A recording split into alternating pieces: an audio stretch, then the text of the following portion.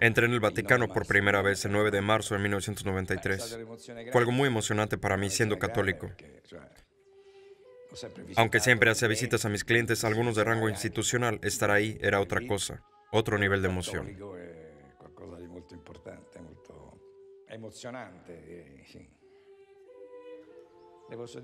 Le puedo contar algo gracioso al respecto. Obviamente todos mis amigos sabían que durante muchos años yo era un gerente. Y cuando me veían, me decían, aquí está el banquero de Dios.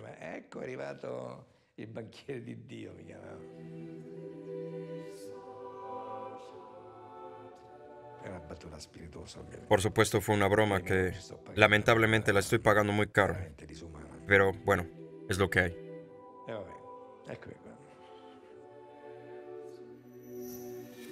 Mea culpa. Corrupción en el Vaticano.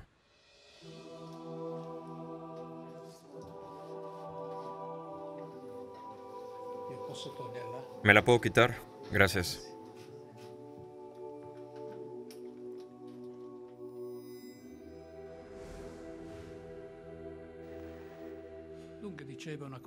Entonces me decía que era algo surrealista, porque hasta ayer, hasta las 6:02 exactas, me sentía amigo del Papa, un fiel ejecutor de sus órdenes.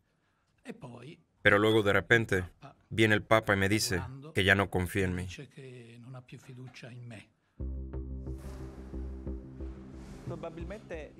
Probablemente el Papa no se imaginaba qué tipo de escándalos podría desencadenar tal investigación sobre la adquisición de un gran edificio en el centro de Londres.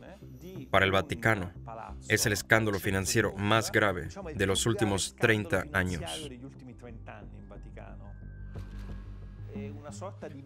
Es una especie de frontera en el Vaticano para la cual el Papa ha decidido, o al menos parece haberlo hecho, de no responder ante nadie.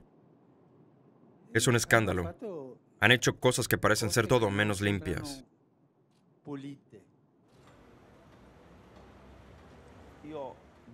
Siempre leo todos los días el boletín que la Santa Sede publica en su sitio web.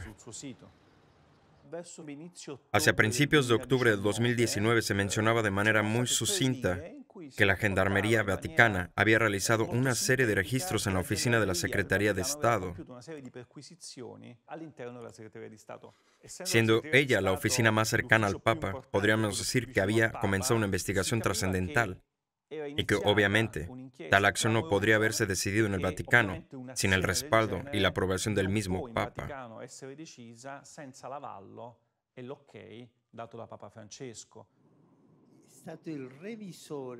Fue el auditor interno quien dijo que había algo malo aquí. Vino a verme y le pregunté si estaba seguro.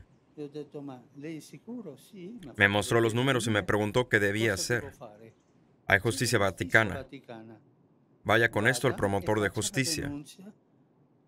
El promotor de justicia me pidió permiso para los registros. Había presunción de corrupción, por lo cual dijo que había que registrar esta y esta oficina.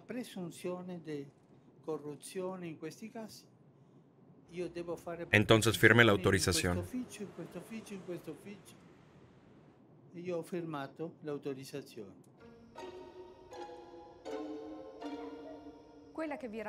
Lo que les vamos a contar es una historia ambientada en el centro administrativo del Vaticano, el ministerio más cercano al Papa, la Secretaría de Estado, cuyos lazos se extienden hasta Suiza.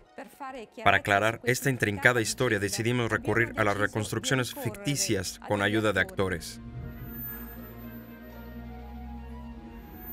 Es una investigación a la raíz de la cual encontramos un grupo de financieros y altos prelados sospechados por la justicia vaticana de haber tramado una operación criminal cuyo fin era saquear las arcas del Vaticano.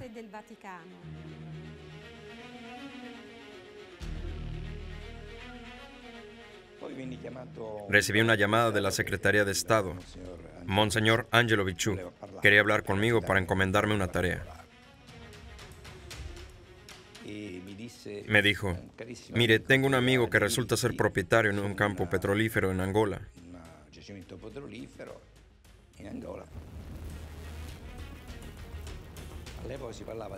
Por entonces se hablaba del campo petrolífero más grande jamás descubierto en África. Alrededor de 180.000 barriles al día. Algo enorme. extracciones remontando 25 años atrás. Me pidieron consejo. Fue algo absolutamente nuevo para mí, ya que mi campo desde siempre eran las finanzas. Conocimos a Enrico Crasso en Lugano. Fiduciario es una figura central en esta investigación que durante meses ha captado el interés de los principales diarios nacionales y una vez más arroja una mala luz sobre el centro financiero del Tesino. Durante más de 20 años, Crasso era el administrador de fondos externos de la Secretaría de Estado, contratado por varios bancos, últimamente Credit Suisse. En 2014 se trasladó de Roma a Lugano para abrir aquí su propia empresa fiduciaria, Sogenel. El ex banquero concedió contarnos en una larga entrevista su versión de lo ocurrido. Este es un certificado de participación. Algunas copas de golf aquí y allá. Gané la Copa de Rotary. La historia comienza en 2013. Cuando Monseñor Béchu lo contacta para una inversión en el sector petrolero.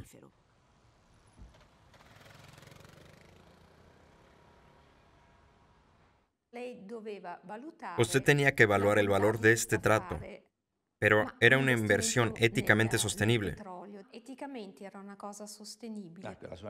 Es una buena pregunta. Para mí, si una institución tiene la propuesta de inversión, asumo que por su parte este aspecto ya ha sido examinado, tomado en consideración.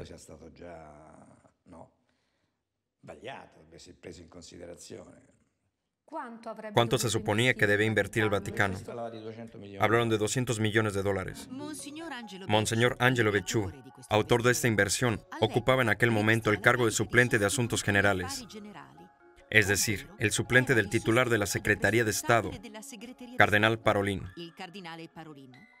Era el tercer puesto más alto en la jerarquía del Vaticano.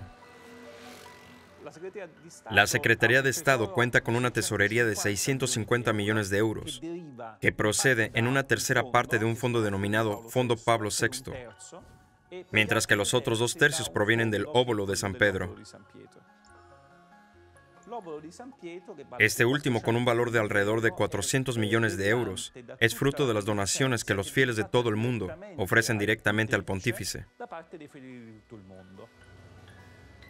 La Secretaría de Estado debería utilizar este dinero para proporcionar caridad a los más necesitados y para la gestión de la Iglesia Universal.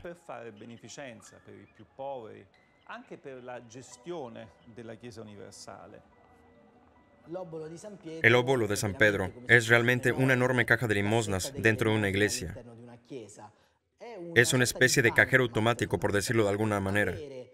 El hecho de tener disponible tanta cantidad de dinero es muy importante, ya que permite al Vaticano tener siempre fondos libres para invertir, esencialmente no sujetos al control por parte del Banco del Vaticano. Y es precisamente la parte del dinero del óbolo de San Pedro, fruto de las ofrendas de los fieles del Papa, destinados a sostener a la Iglesia y a los más necesitados, que por voluntad del cardenal Béchu, iba a ser invertida en un pozo de petróleo en Angola. Para los magistrados papales, la primera hipótesis del crimen es la siguiente: utilizar fondos vinculados a obras de caridad para una inversión especulativa. Una acusación que también afectó a Enrico Crasso, quien presuntamente iba a ayudar a la Secretaría de Estado a esconder el verdadero origen del dinero, tomando prestada la suma a invertir de los bancos y comprometiendo así el dinero del óbolo de San Pedro.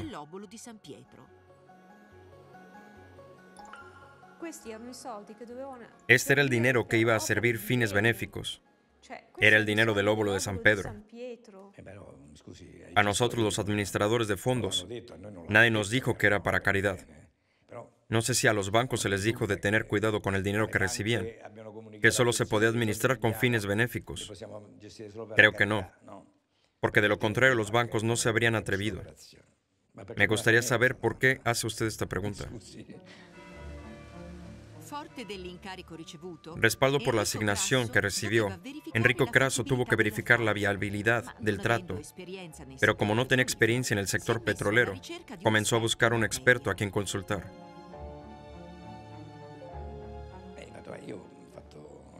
Le dije: Excelencia, mi experiencia son las finanzas, y con eso puedo ayudarle. Pero en lo que concierne a la parte técnica, me veré obligado a ponerme en contacto con mi banco. A lo que él respondió: procedamos con calma y con mucha discreción. No tenemos por qué hacerlo. Si se puede y no hay contraindicaciones, lo haremos. Y si no, pues no.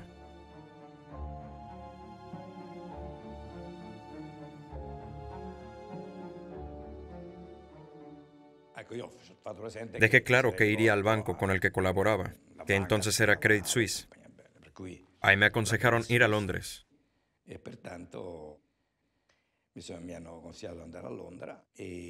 donde me presentaron al grupo Mincione, expertos en el sector. Fue entonces que se materializó en el Vaticano un nuevo personaje misterioso, un tal Raffaele Mincione, financiero internacional de origen italiano que operaba en Londres, Milán y Luxemburgo. Conoció a Raffaele Mincione por primera vez en Londres. ¿Cuál fue su impresión de él? Me pareció muy profesional. Me dijo que venía de una familia poco exitosa. Su padre tenía algunas dificultades, así que él se mudó a Londres y desde ahí montó su empresa. Dijo también que tenía amistades en el grupo Eni. Tenía negocios comunes en Londres. Según lo veía yo, si quien me lo presentó confiaba en él, yo no tenía por qué preocuparme. Luego me imagino, usted le presentó al cardenal. Efectivamente.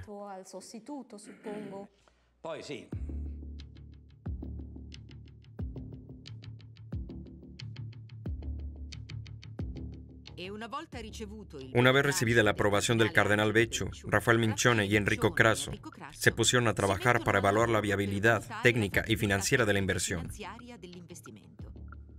Mientras tanto, los 200 millones previstos para la inversión se transfirieron rápidamente a un fondo de propiedad de Rafael Mincione.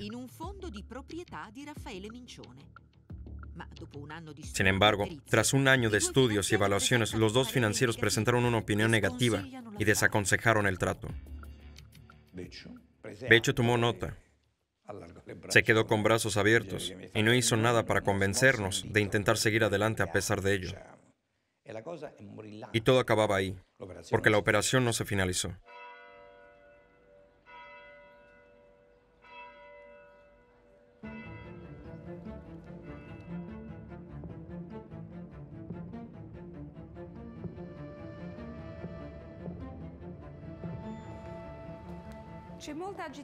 Hoy hay mucho malestar en la Secretaría de Estado. Es 7 de junio de 2013 y acababa de llegar un informe de Lugano que pone en duda la credibilidad de la persona Rafael Mincione.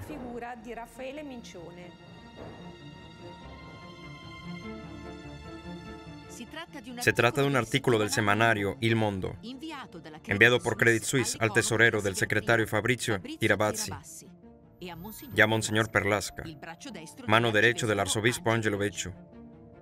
El artículo informa que algunos diputados italianos, tras un intento del financiero de hacerse cargo de la Banca Popolare di Milano, presentaron consultas parlamentarias para quejarse de la opacidad de los flujos financieros de su empresa y la dificultad de justificar el origen de sus recursos financieros.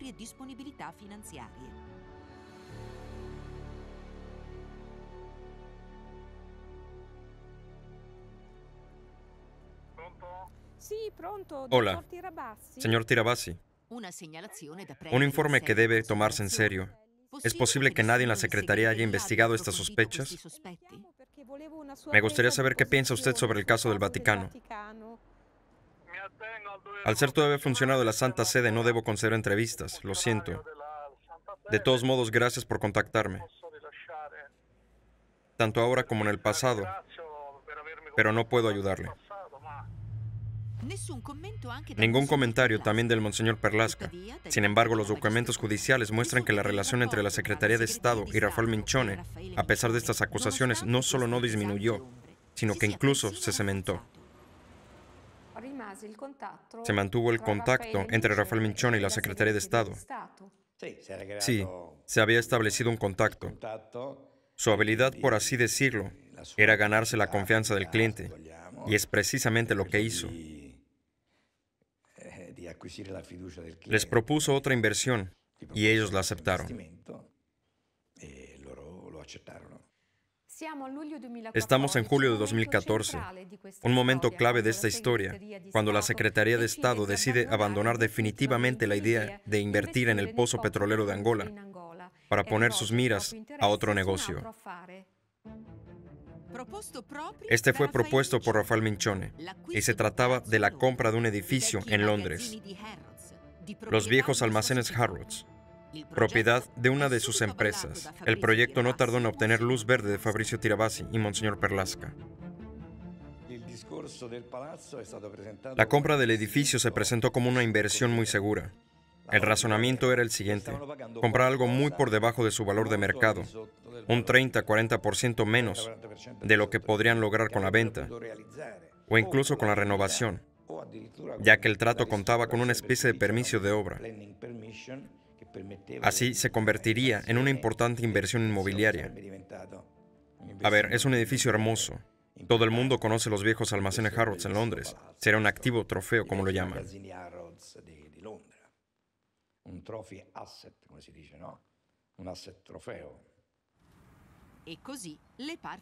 Y así las partes acuerdan cómo invertir los 200 millones de dólares que la Secretaría de Estado ya le había confiado a Rafael Minchone y que habían transferido a su fondo de inversión Athena. 100 millones de dólares fueron destinados a la compra del 45% de las acciones de edificio londinés, propiedad del fondo Minchone, mientras que el resto se invirtió en instrumentos financieros del mismo fondo Athena. No eran propietarios del edificio, sino de las acciones. Los acuerdos eran tales que el resto del dinero se invertiría en instrumentos financieros acordados. ¿Y qué es lo que pasó? Minchone, siendo administrador de esos activos, hizo con ellos pues lo que tenía ganas de hacer desde el principio. El Vaticano no era entonces directamente el propietario del edificio, sino solo de las acciones de los fondos. Según los magistrados, Minchone también generó una enorme pérdida para la Santa Sede, habiendo invertido los otros 100 millones en instrumentos financieros de empresas relacionadas con él, o en cualquier caso en instrumentos financieros especulativos e ilíquidos. Tenga en cuenta que los mercados financieros después de 2008 siempre han tendido a la alza. Entonces la parte de liquidez, si se gestiona de una manera ni siquiera prudente, pero al menos escrupulosa, tiene toda la probabilidad de traer un retorno por encima de los gastos de gestión incurridos de mientras.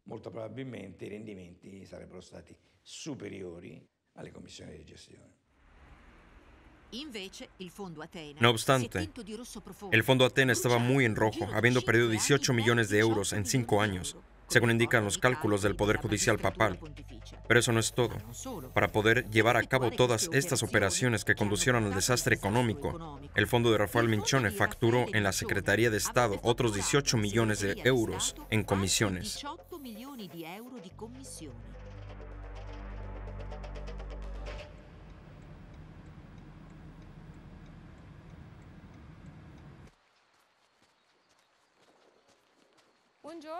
Buenos días. Estoy buscando al señor Minchone. No está. ¿A qué hora vuelve?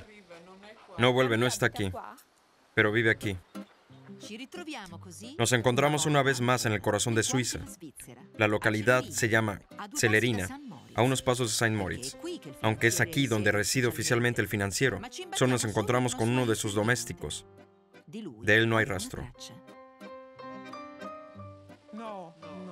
No ha venido aquí en los últimos meses por el coronavirus. Igualmente no suele quedarse aquí. Pensaba que era un residente de Celerina. De hecho, así consta en los papeles de la Fiscalía. El financiero además tiene importantes intereses en Suiza, no solo porque es ahí donde se encuentran algunas de sus preempresas, sino también porque es copropietario del legendario Hotel Palace en Saint Moritz.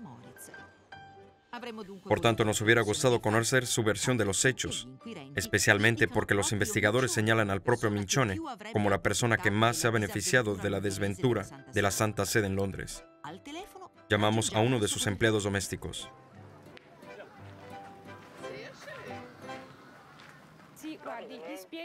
Mire, explíquele que si me concede una entrevista será mucho mejor. Hará frente a esto. Contará su lado de la historia, ya que resulta que ha desviado millones de euros.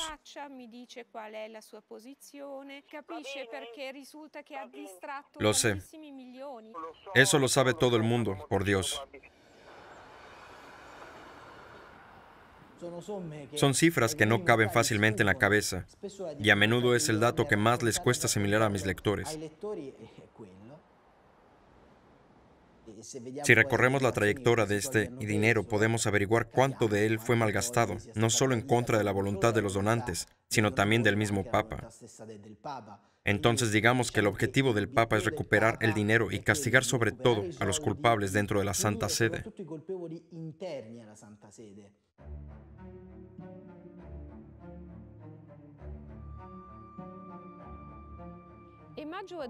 Fue en mayo de 2018 cuando sucedió una cosa extraña. El Papa ascendió al arzobispo Angelo Becciu al rango de cardenal y lo nombró prefecto de la congregación para las causas de los santos. Aunque parezca un ascenso, en realidad, como dicen muchos en el Vaticano, su único propósito era distanciar a Angelo Becciu de la dirección de la Secretaría de Estado.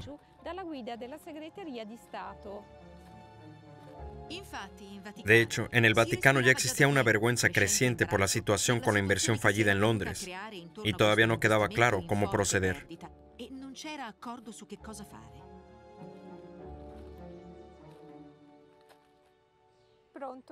Sí, hablo con el consejero Biglione, el abogado del cardenal Becciu. Le llamo porque quería pedir su comentario o quizá una entrevista. Nos hubiese gustado oír del propio interesado por qué quería invertir precisamente el dinero donado al pontífice por los fieles para un negocio tan oscuro y especulativo. Pero su eminencia declinó hacer cualquier comentario. ¿No quiere usted comentarlo? Para mí lo que deberían haber hecho, y ya lo dije en febrero de 2017, era reembolsar, buscar una solución, pero sobre todo, hacer una valoración de la propiedad. ¿Con quién habló usted al respecto? Escribí al monseñor Perlasca y al señor Tirabassi. ¿Y cuál fue su respuesta? Ninguna. No fue hasta noviembre de 2018, tras la salida del cardenal Becciu, que los jefes de la Secretaría decidieron dejar el fondo de Rafael Minchone, con el objetivo, no obstante, de comprar la totalidad del edificio en Londres, del que ya poseían el 45% de las acciones. Sin embargo, no llegaron a un acuerdo con el financiero. Ahora es cuando entra en escena un nuevo actor, también de Londres, otro financiero de origen italiano.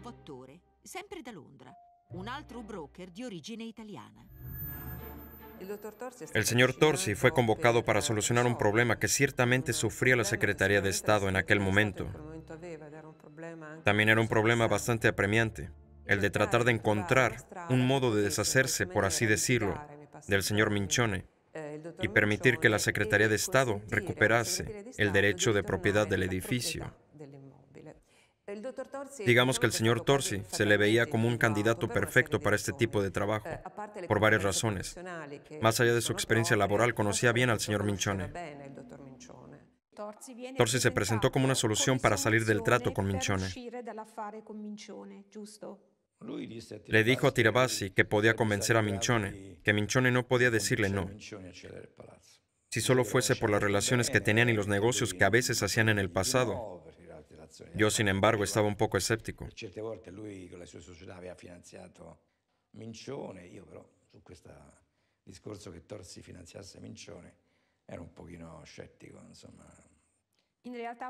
Sin embargo, finalmente Torsi convenció a Minchone para que vendieran el edificio.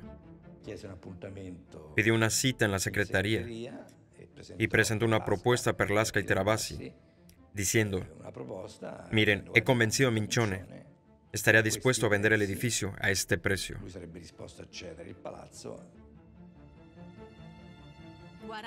40 millones de libras. Esta es la suma acordada por los dos financieros italo-ingleses y presentado por Torsi en el Vaticano. Una cifra que, según el Pontificio Judicial, parece carecer de todo fundamento jurídico y económico. sobre todo si se tiene en cuenta que la Secretaría ya había pagado $200 millones al fondo de Rafael Mincione y que la propiedad estaba gravada con una hipoteca de 146 millones de euros. De hecho, el Vaticano gastó 363 millones de euros para un edificio que Rafael Mincione, 6 años antes, había comprado por menos de la mitad de esa suma.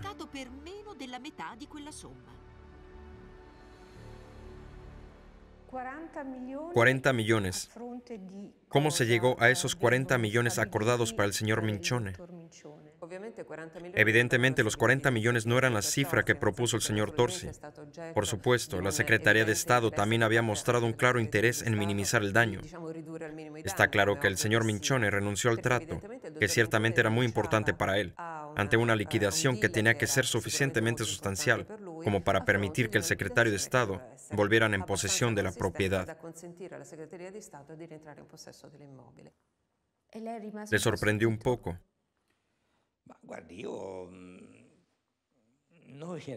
Mire, no voy a decir que no, pero ya sabe cómo va esto. Si el cliente está contento. Me asombró la facilidad con la que en menos de una semana se encontró una solución que yo temía desde el 17 de enero de 2017.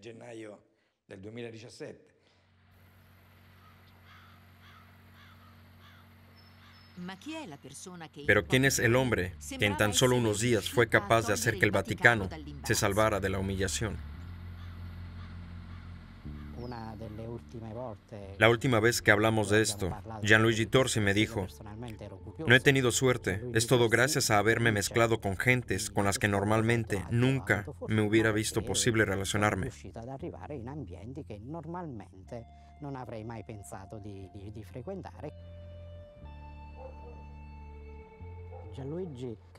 Gianluigi creció en Guglielmesi, un pequeño pueblo de Molise, y se formó en una escuela agrícola.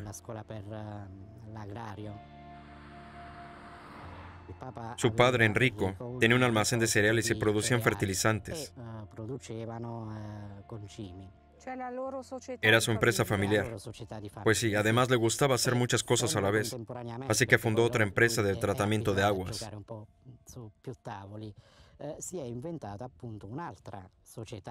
Nel settore della potabilizzazione delle acque, no? Di queste due società oggi, che cosa ¿Qué queda de estas dos empresas hoy? Nada, ambas quebraron. Lamentablemente, Gianluigi, para alcanzar sus metas, acabó complicando la vida de su propia familia, contratando deudas que luego los llevaron a la bancarrota. Facendo debiti che poi hanno portato alla bancarotta. Desde los fertilizantes hasta el templo del Señor, pasando por varios fracasos familiares, así comenzó la carrera de Gianluigi Torsi, que le llevó hasta el corazón financiero de Londres, la City. No era un típico italiano que se va de su pueblo natal a Londres a lavar platos, a ir subiendo poco a poco. No, se fue con una empresa ya montada, lista para entrar en el mercado.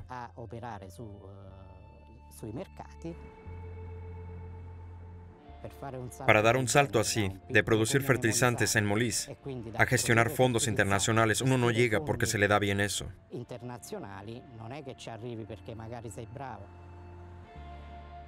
Entonces, ¿cómo? Guglielmesi es el centro neurálgico del movimiento Comunión y Liberación en Molise, donde se cuenta con muchos seguidores.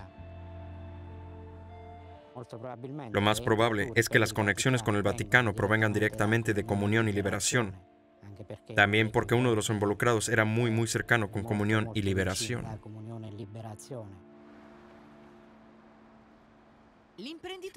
Así es como el empresario de Molise llega a las puertas de la Santa Sede para resolver la disputa sobre el edificio londinés. Sin embargo, en el momento de su nombramiento, este controvertido manager ya estaba involucrado en otra disputa bastante inquietante en Molise. Estamos hablando de Gianluigi Torsi, quien a nosotros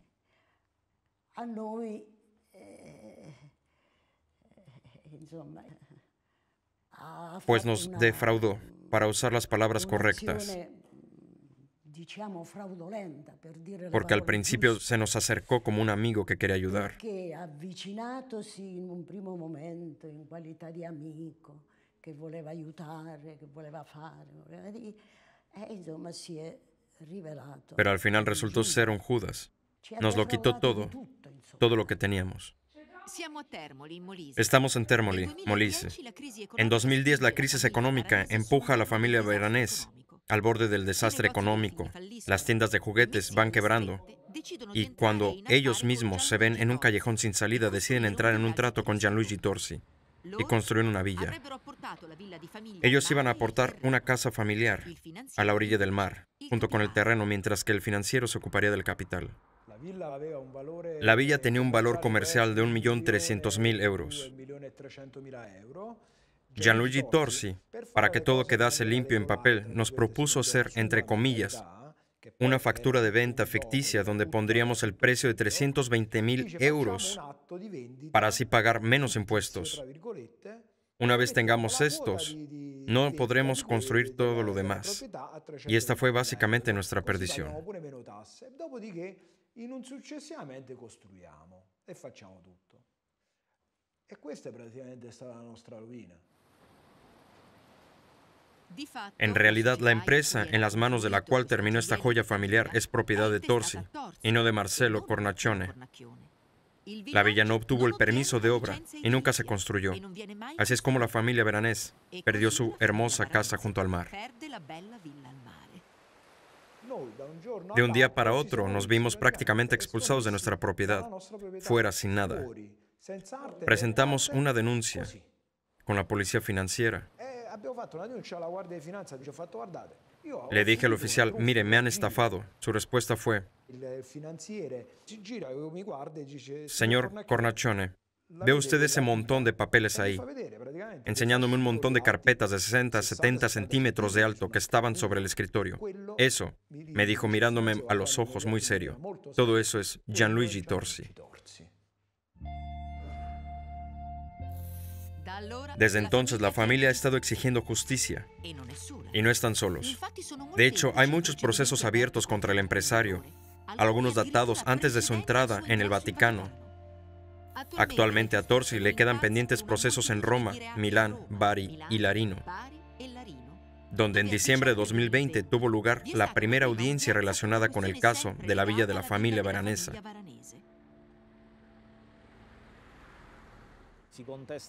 Sus delitos van desde la posesión de bienes, procedencia ilegal, hasta el ejercicio arbitrario de las propias razones, la invasión de terrenos ajenos y también está el delito de complicidad.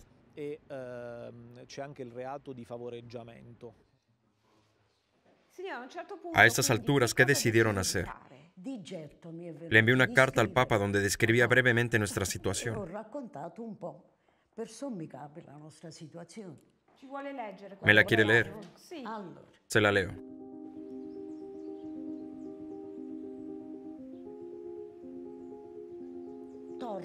Torsi escogió bien el momento. Nos encontramos despojados de todo lo que teníamos, sin apenas darnos cuenta, porque todo estaba enmascarado por una aparente preocupación cariñosa. Una mano fraterna se ofreció para sacarnos de un apuro económico.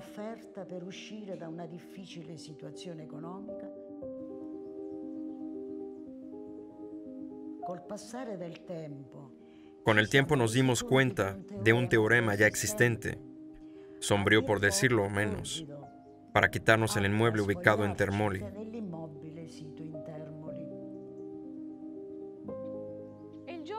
Es el día de San Esteban de 2018, cuando sucede algo extraordinario. El Papa concede una audiencia privada a Gianluigi Torsi. No sabemos de qué hablaron, pero esta reunión es sin duda una pieza clave para entender la dinámica de los hechos. Al parecer, alguien muy cercano al Papa le presentó al financista como el salvador del edificio londinés.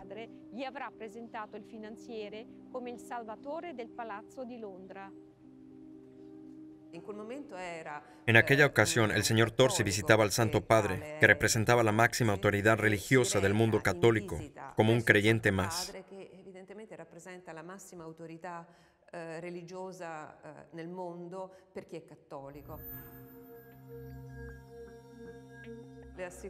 Le aseguro que al relatar el encuentro con el Santo Padre, quedó conmovido.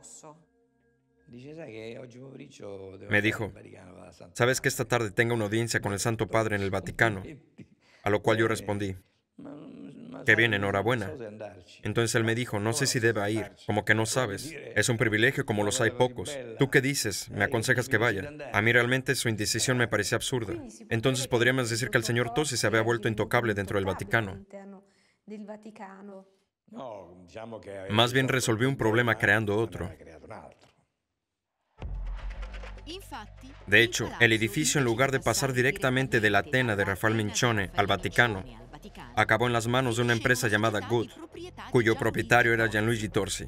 El acuerdo estipulaba que la Secretaría de Estado crearía una empresa aparte para gestionar el edificio londinés, y sería entonces que él, Torsi, vendería las acciones. Pero esto no sucedió.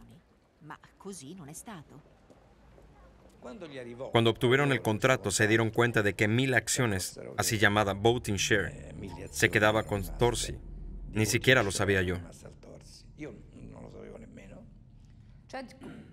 Se refiere a las acciones con derecho a voto. Exactamente. Entonces el Vaticano no pudo hacer nada con el edificio. Digamos que el Vaticano era el dueño, pero quien lo gestionaba, quien tenía el derecho a voto, era Torsi. Básicamente, si me preguntan si Torsi podía venderlo al día siguiente por 10 o 10 millones de libras, como él viera, la respuesta es sí podía. Según usted, ¿pudo el Vaticano saber que estaba comprando un edificio al que no tenía derecho? No, ni lo consideró.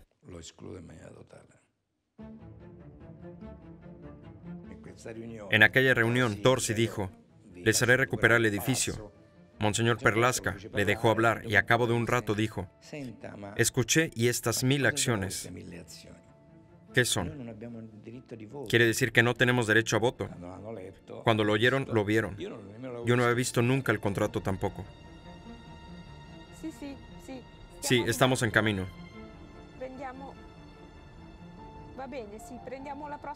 Toma la siguiente salida.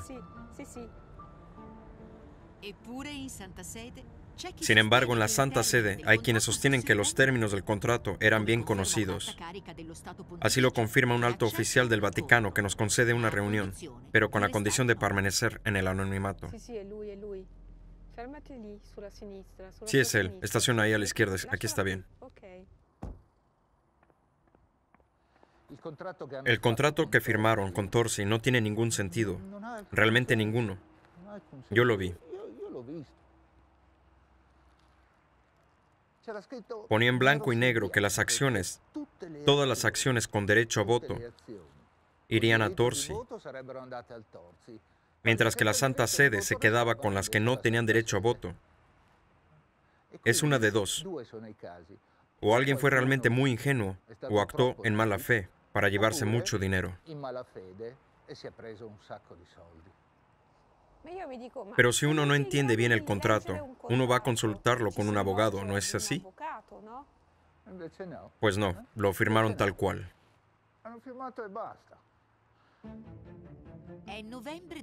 Es noviembre de 2018 cuando el nuevo suplente de Asuntos Generales, Monseñor Edgar Peña Parra, que sustituyó a Angelo Becciu, refrenda una operación que en pocos días resultará ser un error colosal. Entonces Torsi se queda con el control total de este edificio, a pesar de no haber invertido en él ni un céntimo. Cuando después de unas semanas el Vaticano decide ir detrás de Torsi, Torsi les dice, pero tengo estas acciones, ahora me tenéis que pagar los gastos de la mediación, de lo contrario no os las devuelvo. Son estas acciones que le permitieron a Torsi tener el edificio y con él los 200 millones del Vaticano en su puño. Así llegamos al epílogo, el delito más despreciable hipotetizado por los magistrados, la extorsión contra el Vaticano. Al principio Torsi iba a pedir a la Santa Sede 20 millones de euros para finalmente bajar su demanda, tras una agotadora negociación a 15 millones. No creo que este pago sea producto de una extorsión, pero obviamente deriva de una actividad que se realizó. Las opciones eran permitir que la Secretaría recuperara la propiedad del inmueble, o bien permitir a la empresa del señor Torsi, a través de estas 1000 acciones con derecho a voto, de poder gestionar esta propiedad durante el periodo de 5 años. Porque seamos sinceros, el Vaticano quería al señor Torsi fuera. Por tanto, puede que los 15 millones sean una compensación justa por algo que él se ha hecho y, obviamente, por haber negado al señor Torsi la posibilidad de administrar el inmueble. Peña Parra me había confiado que tenía un problema, porque por culpa de ese contrato Torsi se sintió autorizado a pedir 20 millones para vender las acciones con derecho a voto y dejar la empresa.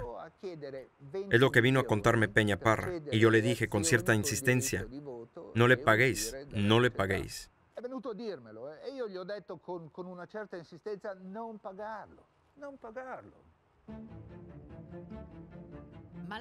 Pero la Secretaría de Estado acaba por ceder.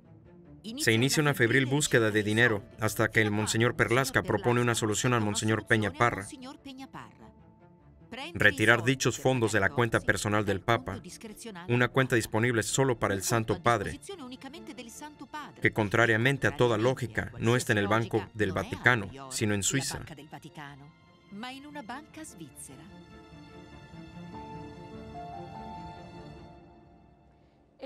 Es aquí mismo, en el centro de Lugano, donde se encuentra la oficina de un fideicomisario del Tesino que administra la cuenta personal del Papa, establecida en 2015 en el banco UBS. Y es de esta cuenta, según Monseñor Perlasca, que el fideicomisario del Tesino iba a retirar 20 millones de libras para satisfacer las demandas de Gianluigi Torsi.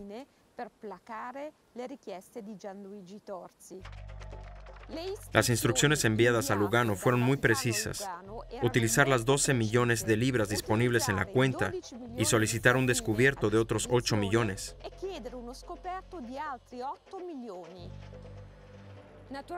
Por supuesto, nos hubiera gustado conocer al administrador ticinese de la cuenta del Papa, pero por razones de confidencialidad se negó a concedernos una entrevista. Entonces no sabemos si la cuenta del pontífice se ha visto afectada. Según el Poder Judicial, en esas fechas, 20 millones se materializaron en una cuenta de los abogados del Vaticano en Londres. Y es con ese dinero que se le pagó a Gianluigi Torsi, con 2 transferencias por un total de 15 millones de euros.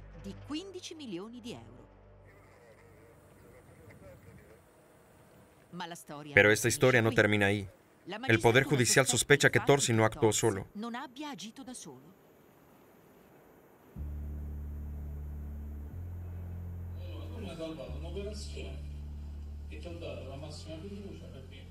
Me salvaste una operación y te di máxima confianza porque me has salvado el culo. Pero Fabri, quiero que me paguen. No es que me vaya. Dame 10 millones y me iré a joder, ¿entendido? El 19 de diciembre de 2018 la situación se ha desplomado y se celebra una especie de cumbre en el Hotel de Milán para convencer a Torsi de que venda las 1000 acciones, pero los hombres del Vaticano ya no confían en nadie. Y alguien graba la conversación. Incluso si me das 10 millones, le di un soborno, 1 millón le pagué. ¿Qué piensas? Me llamó anoche. Tengo aquí las transferencias bancarias. No estoy mintiendo, ¿entiendes? Me llamó anoche y me dijo, esta es mi cuenta en UBS. ¿Qué es lo que realmente sucedió? En la grabación se oye claramente, dame 8 millones, dame 10 millones. De esos me quedan 3 porque pagué a los demás en sobornos. ¿No piensa usted que lo hacen para presumir? Donde hay un conflicto es fácil que las cosas, digamos, es una manera de resolver un contraste. Lo que queda cierto es que no hay ninguna prueba de que esto ocurriera.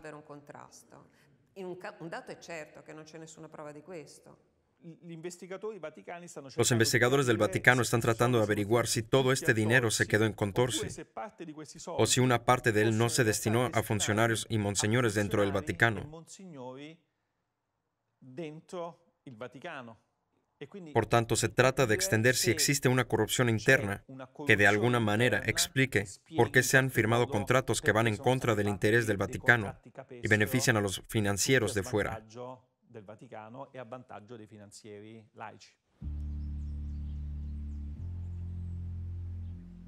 Es el 25 de septiembre de 2020, cuando Angelo Becciu, abrumado por el escándalo del edificio londinés y una serie de otros conflictos legales, es convocado urgentemente por el Santo Padre.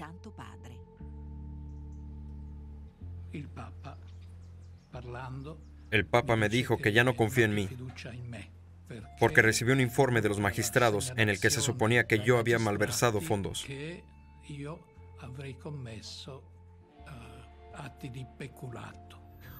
Le dije al Santo Padre que si ya no confía en mí, renuncio a mi mandato y que esto termina aquí.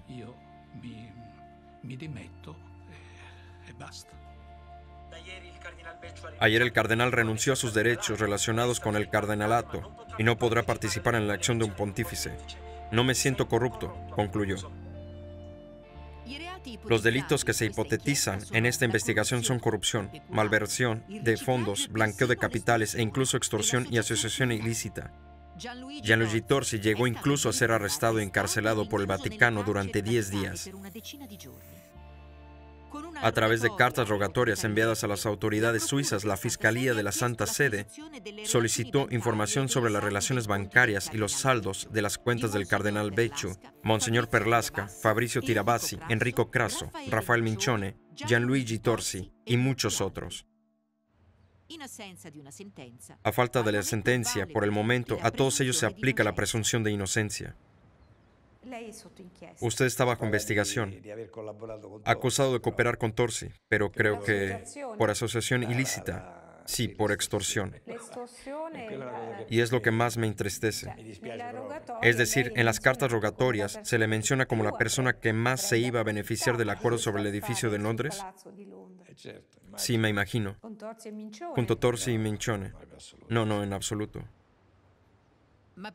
Pero para Enrico Crasso, los problemas no provienen solo del Vaticano. La justicia también lo está presionando en Suiza por negocios relacionados con su fondo de inversión Centurión, en el que la Secretaría de Estado ha invertido unos 50 millones de euros. Una historia de crimen más en el Vaticano y tiempos oscuros para el banquero de Dios, que solo puede esperar que la justicia sea justa. Es cierto que estoy preocupado, pero no tengo miedo. Claro que siento lástima por mis hijos, por mis nietos. Es algo que no esperaba. Quería que recordaran a su abuelo de otra manera, no por esta cosa tan absurda. ¿Sabe usted qué se siente? Es como cuando trabajas con alguien, le ayudas y luego sin más te meten un cuchillo por detrás cuando te das la vuelta. Así es como me siento.